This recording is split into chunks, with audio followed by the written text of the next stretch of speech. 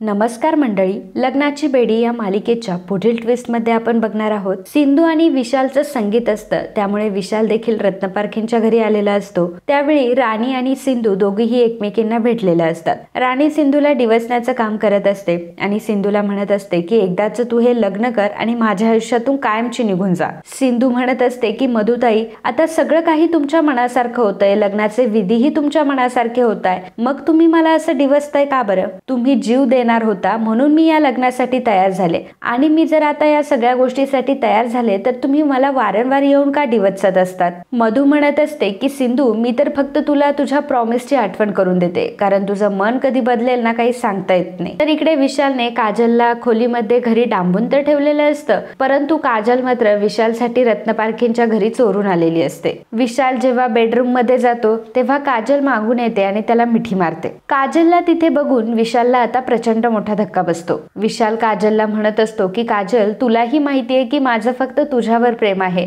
आणि फक्त आई खातर आणि घरच्या इज्जतीसाठी हे लग्न करतोय। तू अजिबात काही काळजी करू नको, हे जरी मी लग्न केलं ना तरी माझं प्रेम शेवटी तुझ्यावरच असणार आहे। काजल विशालला सिंधू सोबत लग्न करण्यासाठी अडवत असते। विशाल तिला एक्सप्लेनेशन देत असतो, घोळात घेण्याचा प्रयत्न करत असतो आणि त्याच वेळी राघव हा बेडरूम मध्ये येत असतो आणि त्याला काजल आणि विशालचा आवाज ऐकायला येतो आणि तो दरवाजाला कान लावतो आणि त्या दोघांचं बोलणं ऐकत असतो। राघवला आता एका गोष्टीची खात्री पडलेली असते, अन्वी जे काही सांगत होती तेच खरं होतं आणि अन्वीने हेही सांगितलं होतं की विशालला एक गर्लफ्रेंड आहे आणि विशाल आता त्याच्या गर्लफ्रेंड सोबत आतमध्ये। अन्वी आणि आयुष्यही तिथे आलेले असतात, तर राघव मामाला खरं सत्य कळलं म्हणून अन्वीला जरा समाधान वाटलेलं असतं। राघवलाही खूप मोठा धक्का बसलेला असतो। आता राघव हॉलमध्ये जातो, सर्व मंडळी तिथे बसलेले असतात, जे श्री रत्नाकर रुक्मिणी सर्वजण तिथे बसलेले असतात। तेव्हा तो सगळ्यांना सांगतो की मला तुम्हाला काहीतरी दाखवायचंय। विशालची आई मात्र खूप घाबरलेली असते, तिला वाटत असतं की नक्कीच या विशालने आणि काजलने काहीतरी घोळ घालून ठेवलेला असणार। सर्वजण आता राघव सोबत त्या बेडरूम जवळ आलेले असतात,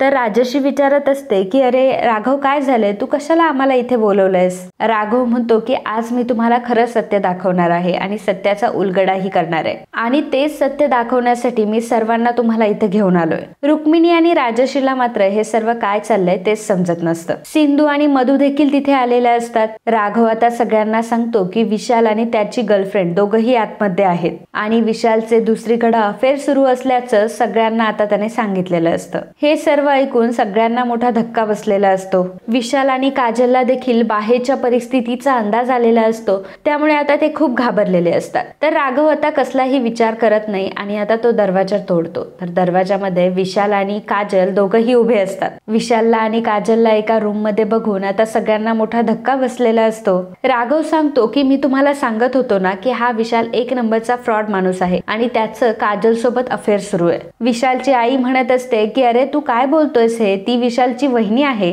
राघव म्हणतो की तुम्हाला समजत नाहीये का, बंद खोली करून दोघंही एकमेकांशी बोलताय, तुम्हाला यांच्यातलं नातं समजत नाही का? ते काही नाही, मला माहितीये की ही विशालची गर्लफ्रेंड आहे। तर मधू आता पुढाकार घेत असते। मधू म्हणत असते की अरे राघव, तुला काय झालंय आणि विशालची ती वहिनी आहे, तू कशाला त्यांच्या नात्यावर संशय घेतोयस? आणि खरं तर हे सगळं सिंधू घडून आणतीये, सिंधूला विशाल सोबत लग्न करायचं नाहीये म्हणून ती अशा एक एक शक्कल काढतीये। तर राणीसाठी एवढं सगळं करून सुद्धा राणी तिलाच नाव ठेवत असते, त्यामुळे आता सिंधू ही गप्प बसत नाही। सिंधू डायरेक्टली मधूला म्हणते की खरं तर मधुताई, आतापर्यंत तुम्ही दिलेल्या वचनामुळे मी हे सर्व करत होते, तुम्ही मला दिलेल्या वचनामुळे मी हे सर्व करायला तयार झाले, परंतु तुम्ही तर आता सगळ्या मर्यादाच ओलांडल्यात आणि आता तर डोक्यावरनं पाणी जायला लागलंय। तर सिंधू काय बोलत असते हे कोणालाही काहीही कळत नाही। सिंधू आता मधूला म्हणते की खरं तर मधुताई, तुम्ही जीव देणार होता म्हणून मी या लग्नासाठी तयार झालीये आणि हे ऐकून आता सर्वांना मोठा धक्का बसलेला असतो। तर सिंधूची या लग्नासाठी मर्जी नसते आणि राणीने मुद्दाम सिंधूला या गोष्टीमध्ये अडकवलेलं असतं,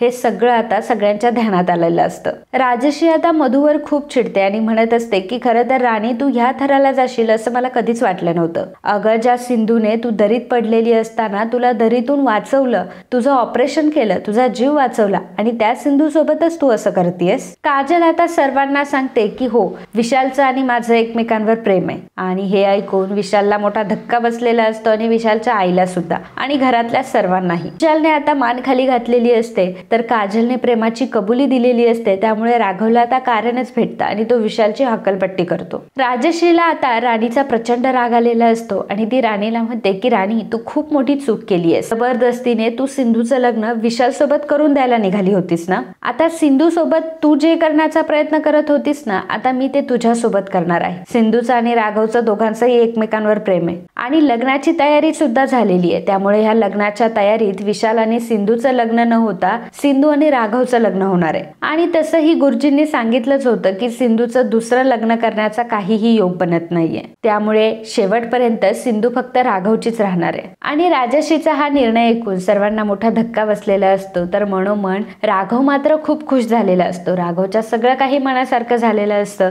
राजश्रीच्या ह्या निर्णयापुढे कोणीही काही बोलू शकत नसतं, अगदी रुक्मिणी सुद्धा. तर राजश्री लगेचच राघव आणि सिंधूला तयार होण्यासाठी सांगते. नियतीने मात्र वेगळाच डाव खेळलेला असतो आणि राणीला मात्र पूर्णपणे बर्बाद करून सोडलेलं असतं. राणीची चूक आता राणीला भरपूर महागात पडलेली असते, कारण तिने जो सिंधूसाठी लग्नाचा मांडव थाटलेला असतो, त्या लग्नाच्या मांडवामध्ये सिंधूचं आणि राघवचंच लग्न पार पडणार असतं. आणि सगळ्यात वाईट गोष्ट ही असते की राणी ते तिच्या उघड्या डोळ्यांनी बघणार असते. राजश्रीने ह्या सगळ्या गोष्टी मोठ्या हुशारीने केलेल्या असतात. शेवटी मुलाचं प्रेम तिलाही जाणवत असतं आणि आपला मुलगा नक्की कशात खुश आहे हे तिलाही माहित असतं. राघवच्याही मनासारखं झालेलं असतं आणि शेवटी सिंधू आणि राघवचं पुन्हा एकदा लग्न होणार असतं आणि पुन्हा एकदा 7 जन्मासाठी ते एकत्र येणार असतात. तर मित्रांनो, तुम्हाला जर असे ट्विस्ट एपिसोड आणि डेली एपिसोड बघायला आवडत असतील तर लगेचच आपल्या चॅनलला सबस्क्राईब करा आणि हा व्हिडिओ जर तुम्हाला आवडला असेल तर व्हिडिओला लाईक आणि कमेंट करायला अजिबात विसरू नका. धन्यवाद.